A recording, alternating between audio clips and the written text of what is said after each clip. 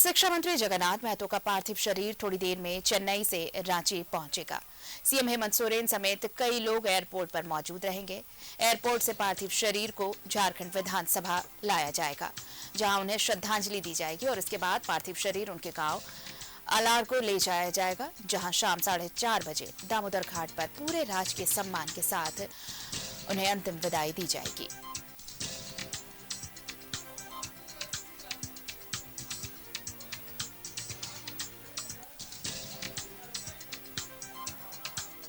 Ranchi airport से जुड़ रहे हमारे सहयोगी शाहनवाज अख्तर, सीधे उनका रुख कर लेते हैं। शाहनवाज, अब थोड़ी देर में पार्थिव शरीर लाया जाएगा शिक्षा मंत्री का, कैसी हलचल वहां पर नजर आ रही है? खुद मुख्यमंत्री भी पहुंचने वाले हैं एयरपोर्ट पर।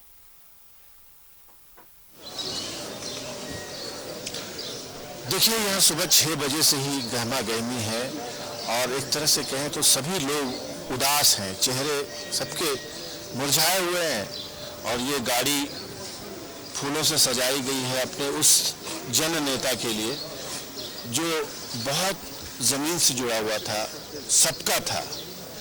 मैं जब यहाँ पहुँचा तो मैंने देखा कि सांसद संजय सेठ यहाँ पे खड़े थे, तो यही अपने आप में एक बड़ा संकेत था कि पार्टी लाइन से ऊपर उठकर अगर जमीन से जुड़े हुए सीधे साधे सरल और जुझारू अगर व्यक्तित्व की बात करें तो जगन्नाथ महतो का नाम आता है।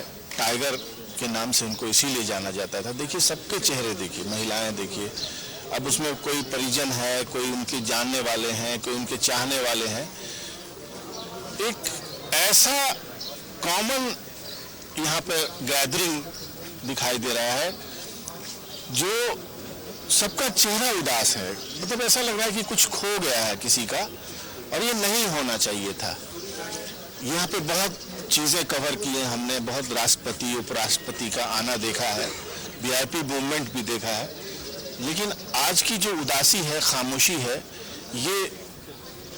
ये कुछ अलग ही है। झारखंड मुक्ति मोर्चा के भी नेता यहाँ पे हैं और जाहिर है इनके लिए पर्सनल लॉस है। जेएमएम के वरिष्ठ नेता थे, युवा नेता रहे होंगे कभी, आप लोग उनको कब से देख रहे हैं? देखिए, हम लोग 1985 से झारखंड मुक्ति मोर्चा में हैं और उससे पहले से वो हैं। हम लोग जब से पार्टी में हैं उनको देख रहे हैं। वो आंदोलन से जुड़े हुए थे, एकदम जमीन से जुड़े हुए आंदोलनकारी नेता थे और उनका सिर्फ एक ही काम रहता था कि क्षेत्र की समस्याएं जो उनके संज्ञान में आई है उसका निराकरण कैसे हो, और उसके लिए वो कुछ भी करने को तैयार रहते थे और वो जन नेता थे।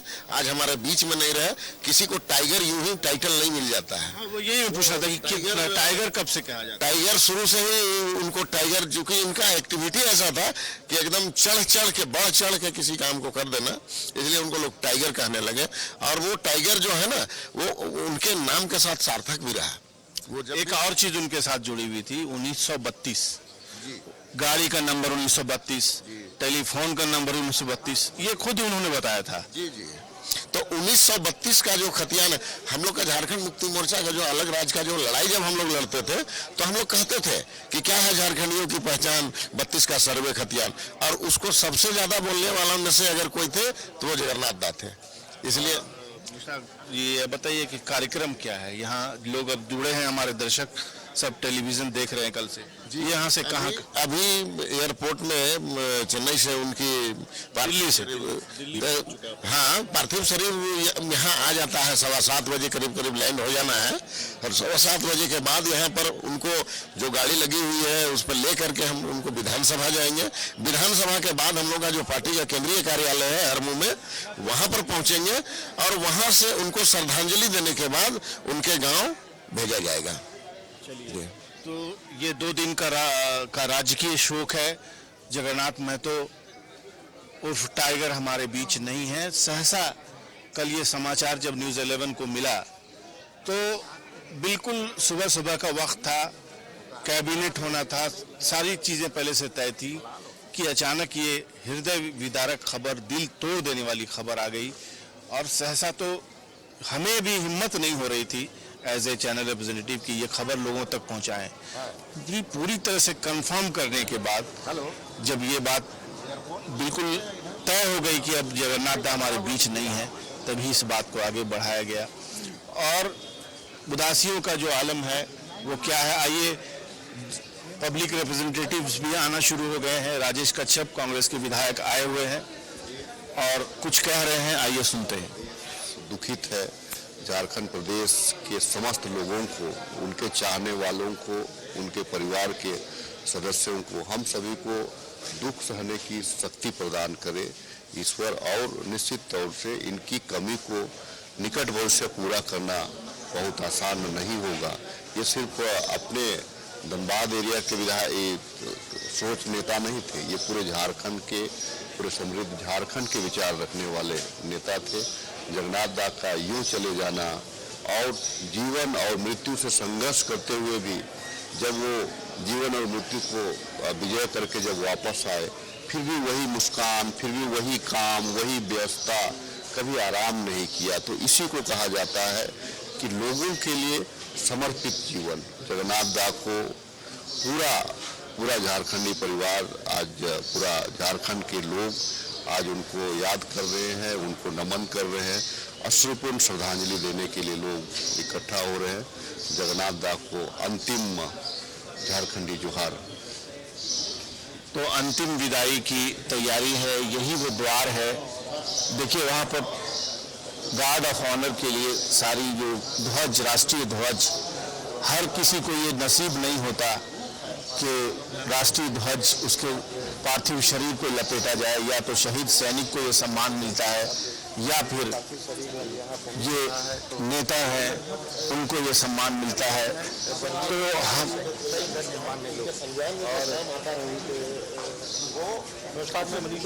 देखिए हो सकता है अभी जो सिक्योरिटी अरेंजमेंट मैं देख रहा हूँ, डीजीपी तक यहाँ मौजूद है, डीसी हैं, एसपी हैं, गार्ड ऑफ ऑनर के जो कर्मी हैं वो मौजूद हैं। चंपाई दा को आप देख सकते हैं, इनके ही साथी रहे होंगे। आप दोनों का संघर्ष तो साथ ही शुरू हुआ होगा, ये आपकी फर्स्ट सीनियर है। कुछ याद उनको किस तरह से आज आपका मन कर रहा है? देखिए एक झारखंड का आंदोलनकारी जगन्नाथ महतो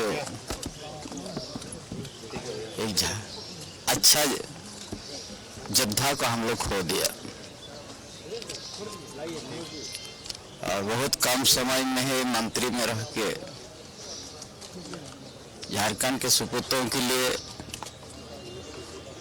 अच्छा कदम उठाया। मॉडल स्कूल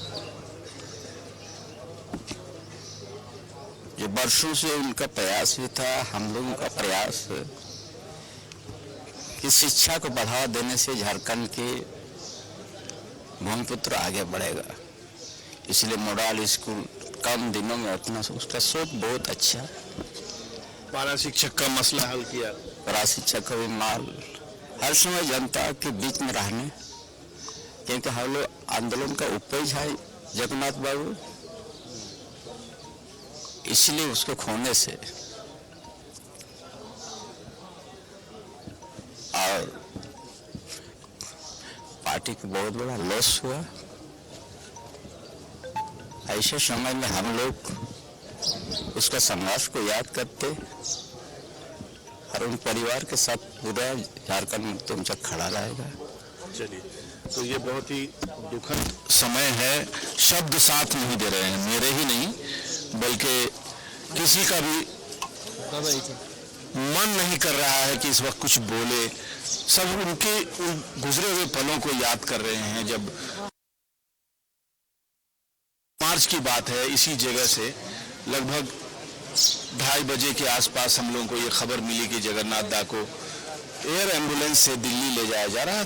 उसी वक्त दिल धड़कने सा लगा था और ये महसूस होने लगा था कि कुछ ठीक नहीं है। जगन्नाथ दा को जब भी हम लोग मिलते थे तो यही लगता था कि उनका चेहरा कुछ सूजा हुआ है, कुछ फ्रेश नहीं है, लेकिन उनके अंदर इतनी एनर्जी थी, इतनी ताकत थी कि वो हमेशा उठ खड़े होते थे। कोई मिलने वाला आया हुआ है, वो आराम कर रहे हैं, सो रहे हैं, उनका निर्देश था कि किसी को वापस न किया जाए। पता नहीं किसकी क्या तकलीफ हो, कोई क्या फरियाद लेके आया हो।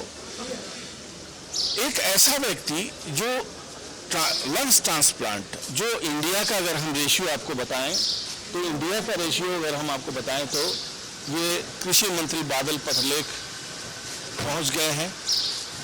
चंपाई सोरेन आपको पहले ही देख चुके हैं।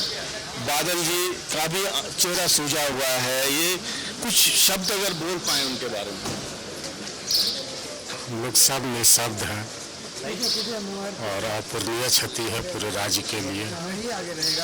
यहाँ के आंदोलन को उन्होंने जिया और हर समय फ्रंट से लीड किया और समय हमारे बीच से चले जाना पूरे राज्य की जनता के लिए यह अपूरणीय क्षति है, व्यक्तिगत क्षति भी है। टाइगर जगन्नाथ दास भले भौतिक रूप से हमारे बीच में नहीं रहे, लेकिन उनके कर्म उनको सदा अमर रखेंगे। उनके कर्म सदा अमर रखेंगे उनको। महुआ जी, आप तो उनकी पार्टी से ही हैं। जी, पर्सनल लॉस कैसा महसूस? हमारे पार्टी का एक अभिभावक चला गया। हम लोग बहुत ही मर्माहत है, दुखी है और झारखंड मुक्ति मोर्चा परिवार के लिए व्यक्तिगत क्षति है, अपूरणीय क्षति जिसे आप कह सकते हैं। और जगन्नाथ दा एक तरफ तो टाइगर कहे जाते थे अपने जुझारू व्यक्तित्व के लिए, और दूसरी तरफ इतने सहज सरल, इतने विनम्र कि ये कॉन्ट्रास्ट उनमें देखा जाता था। क्योंकि जब वो ट्रीटमेंट करके वहाँ से आए तो डॉक्टर ने सख्त हिदायत दी थी कि आप किसी से नहीं मिले, संक्रमण का खतरा है। इसके बावजूद मैं देखती थी कि जो ग्रुप्स जाते थे प्रतिनिधि, वो लोग फ़ोटो लेने के लिए कहते थे तो ना नहीं कर पाते थे। उनके साथ खड़े होकर उनका काम करना, उनको फ़ोटो लेना, कभी भी किसी भी समय आप उनसे संपर्क कर सकते थे, बात कर सकते थे।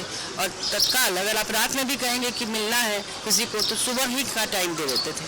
तो ऐसा सहज सरल व्यक्तित्व ये हम लोगों के लिए व्यक्तिगत क्षति है। हम लोग का हाउस चल रहा था, लेकिन मैं आज के लिए मैं जल्दी जल्दी रात को लौटी और हम लोग भी जाएंगे उनके साथ। बहुत धन्यवाद। लोग आ रहे हैं, अपनी अपनी प्रतिक्रियाएं दे रहे हैं। सबका यही कहना है कि कुछ अलग तो था। टाइगर महतो कोई आम इंसान नहीं था और ये गाड़ी को भी अब प्लेस कर दिया गया है अंदर, जहां उनका पार्थिव शरीर इस गाड़ी पे रखा जाएगा। फिर एक गार्ड ऑफ ऑनर की जो प्रक्रिया होती है वो की जाएगी। राष्ट्रीय ध्वज उनके ऊपर रखा जाएगा सलामी के साथ। ये प्रोटोकॉल के लिए जो अधिकारी यहाँ पे चुने गए हैं सब पहुँचे हुए हैं। और फिर जैसा कि आपको बताया जा चुका है कि सबसे पहले झारखंड विधानसभा में उनका पार्थिव शरीर ले जाया जाएगा और फिर वहाँ पर उनको श्रद्धांजलि दी जाएगी। संभवतः मुख्यमंत्री वहाँ मौजूद हों और उनके जो कैबिनेट के जो कलीग्स हैं उनमें से चंपाई सोरेन, बादल पत्रलेख यहाँ पहुँच चुके हैं।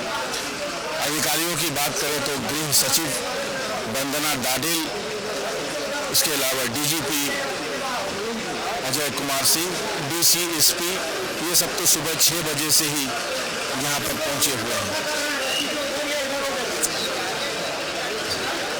भीड़ भाड़ बढ़ रही है, हलचल तेज हो रही है और ये जो मैनेजमेंट है इसको करने का एक चुनौती सी भी है कि इतना पॉपुलर लीडर अब हमारे बीच नहीं है। जाहिर है सभी की इच्छा होगी कि उनका चेहरा एक बार आखिरी बार देखें।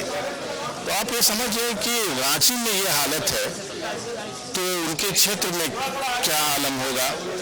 उनका जो क्षेत्र है वहाँ उनको जो अंत्येष्टि उनकी होगी उसके लिए पूरा सरकारी संलेख जारी हुआ है बाकायदा। मैंने तो एक लेटर भी पढ़ा बोकारो उपायुक्त के नाम से। तो ये अभी मुझे 14 मार्च के वो 2:30 बजे का समय याद आ रहा है जब जगन्नाथ महतो इसी रास्ते से ले जाए जा रहे थे। तो मुझे कुछ शंका हुई, मैंने सोचा कि कहीं कुछ गड़बड़ तो नहीं है। तो मैंने बहुत मेहनत से एम्बुलेंस के अंदर झांक करके देखा और ये देखने के बाद मुझे ये तसल्ली हुई कि जगन्नाथ दा न सिर्फ ये कि आंखें खुली हुई थी उनकी, बल्कि वो कुछ इशारे से कुछ कहने की कोशिश भी कर रहे थे और जगन्नाथ महतो को चेन्नई ले जाया गया। बहुत जीवट व्यक्ति, आप समझ सकते हैं कि जिस तरह से जब कोविड में उनको संक्रमण हुआ और मेडिका अस्पताल में वो अचेत अवस्था में थे, तो मुख्यमंत्री ने तय किया कि उनको किसी भी हालत में बचाना है। चाहे डॉक्टरों को उन्होंने, मुख्यमंत्री ने कहा कि कुछ भी करना पड़े जगन्नाथ दा के लिए करेंगे हम लोग। डॉक्टरों ने लंग्स ट्रांसप्लांट का सजेशन दिया और कहा कि अगर यह ऑपरेशन हो जाता है तो जगन्नाथ दा बचाए जा सकते हैं। जाहिर है लंग्स ट्रांसप्लांट तो हम लोगों ने भी आज तक सुना नहीं था, देखा नहीं था किसी व्यक्ति को कि किसी का लंग्स ट्रांसप्लांट हुआ है। बहरहाल लंग्स ट्रांसप्लांट हुआ, सक्सेसफुल रहा, लेकिन मुझे लगता है कि 100% सक्सेसफुल नहीं रहा। ग्राफ्ट रिजेक्शन एक ऐसा टर्मिनोलॉजी है, ऐसा शब्द है कि ग्राफ्ट रिजेक्शन हुआ उनको और पूरी तरह से एक एंटीबॉडी है, दूसरे का फेफड़ा था, वो सूट नहीं किया उनको, क्योंकि जाहिर है हमेशा उनके चेहरे पर एक सूजन सी रही। लेकिन एक तो उनकी आदत और जिद भी कि वो पब्लिक लाइफ में रहेंगे, लोगों से मिलेंगे, जंगल जंगल घूमेंगे। अब हमारे सहयोगी अजय लाल भी बता रहे थे कि किस तरह से वो एक शादी में चले गए और वहीं अचेत हो गए, बेहोश हो गए और फिर बेहोशी की हालत में पारस अस्पताल के डॉक्टरों ने ये समझ लिया कि समथिंग इज अलार्मिंग और उनके डॉक्टरों से संपर्क किया गया, तो डॉक्टरों ने कहा कि उनको सीधे एयर एम्बुलेंस से भेजना होगा और 14 मार्च को दोपहर बाद उनको जब ले जाया गया विमान से, तो जब चेन्नई में वो पहुंच गए और वहां ठीक ठाक रहे 1-2 दिन, तो तसल्ली हुई, उनके चाहने वालों को लगा कि ऐसे कोई खतरे की बात नहीं है। लेकिन जब टेन्योर लंबा होने लगा तो संशय और शंका के बादल छाने लगे। फिर बाद में स्विच ऑफ रहने लगा, उनके साथ जो लोग थे जो हमें संवाद देते थे, उनकी खैरियत बताते थे, जब वो फ़ोन नहीं उठाने लगे तो कुछ गंभीर संकेत मिलने लगे। और कल 6:30 बजे जब ये मनहूस खबर यहाँ तक पहुँची तो जाहिर है वज्रपात हुआ, जैसे किसी को सहसा एक बार में यकीन नहीं हो रहा था कि ऐसा हो चुका है। बहरहाल ये सच था और धीरे धीरे सब सोर्सेज ने जब इसको कंफर्म किया तो फिर ये एक जन भावना उमड़ी कि जगन्नाथ दा की जो शख्सियत थी, उनकी जो पर्सनालिटी थी, वो पार्टी लाइन से परे थी। जिस तरह से झारखंड मुक्ति मोर्चा और कांग्रेस के लीडर्स ने उनके लिए अच्छे शब्दों का प्रयोग किया, अच्छी राय दी, वैसे भारतीय जनता पार्टी के लोगों ने, बाबूलाल मरांडी ने, अभी संजय सेठ को आपने सुना होगा कि उन्होंने कहा कि जगन्नाथ दा जैसे जो लीडर होते हैं वो पार्टी लाइन से उनका कोई परिभाषा उनकी नहीं करनी चाहिए। तो बहरहाल जगन्नाथ महतो का पूरा 56 साल का जो उनका जीवन था, ज़्यादा बड़ा जीवन उन्होंने नहीं जिया, लेकिन पिछले 4 टर्म से विधायक रहे, आंदोलन में उनका मुखर व्यक्तित्व रहा। एक बार तो आंदोलन के चलते उन पर 302 का केस भी चला, जिसको बाद में वो बरी भी हो गए। बहरहाल वो रिस्क बहुत उठाते थे, वो कुछ ऐसा करना चाहते थे हमेशा। अभी हाल फिलहाल की बात है, फरवरी के किसी तारीख की बात है, एक बार अमेरिका से एक प्रतिनिधिमंडल आया हुआ था, उनके क्षेत्र डुमरी में जो कॉलेज है जो उन्होंने ही बनाया है, उसके साथ MOU करके उसको टीचिंग और ऑक्सिलरी लैब का कुछ सपोर्ट देके और यहाँ से कुछ छात्र छात्राएं जो उसके लिए काबिल हों उनको USA ले जाके पढ़ाने की एक कंसेप्ट डेवलप हुआ। जगन्नाथ दा ने मुझे फोन करवाया 6 बजे शाम में और मैंने समझा कोई निजी कार्य होगा, तो मैं फौरन पहुंचा बिना कैमरे के। तो उन्होंने कहा कि अरे ये तो न्यूज़ कवर करना है, से वो खबर कवर किया।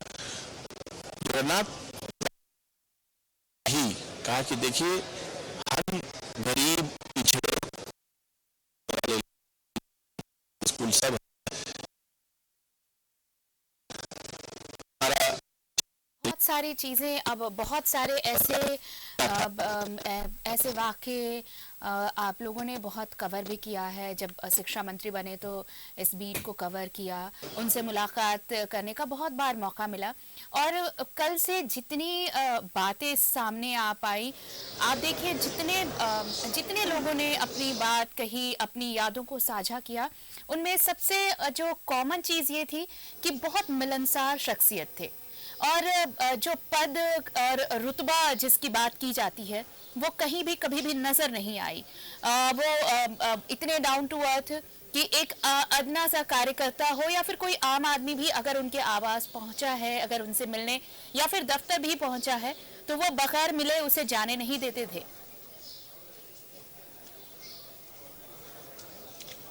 जी, इनकी सबसे बेसिक तो क्वालिटी यही थी कि उनको निर्देश था उनका कि हमारे यहाँ कोई भी आता है, एक तो ये कि बैठने का इंतज़ाम बहुत अच्छा, कुर्सियाँ लगी हुई हों, और बाहर में कॉफ़ी की मशीन लगी हुई है, पानी है, और उनके स्टाफ जो है, अभी तो हाल फिलहाल में मैं देख रहा था 1 महीने से फिर से उनके घर पे मास्क की पाबंदी के पोस्टर लगा दिए थे। उनके जो अंगरक्षक थे वो कहते थे कि अगर आप बिना मास्क के हैं तो आप उनसे नहीं मिल सकते हैं।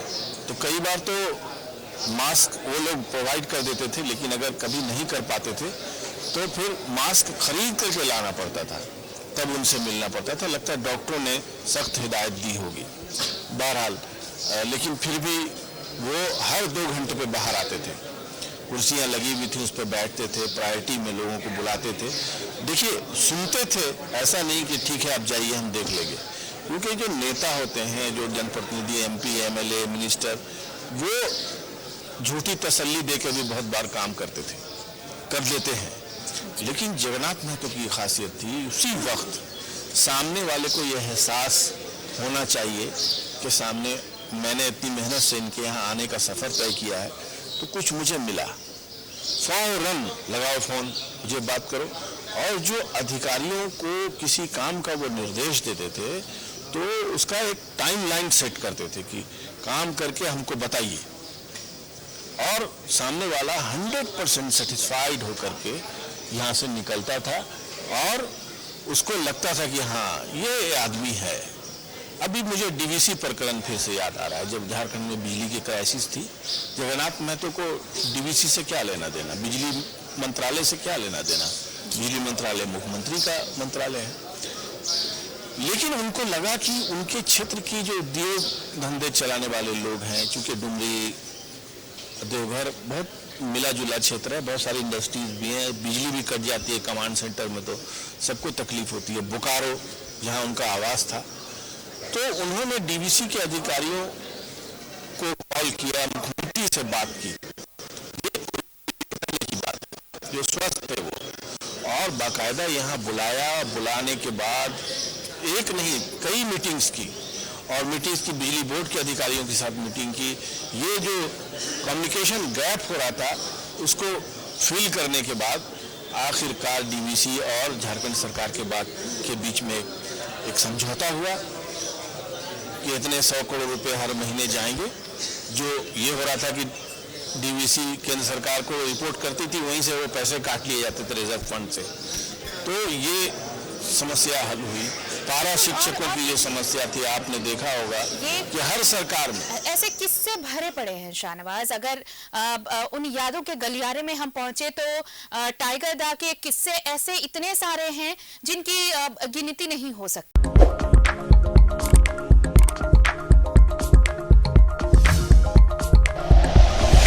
Like and share videos, subscribe करें हमारा चैनल और प्रेस करें बेल आइकॉन। न्यूज़ 11 भारत, सच है तो दिखेगा।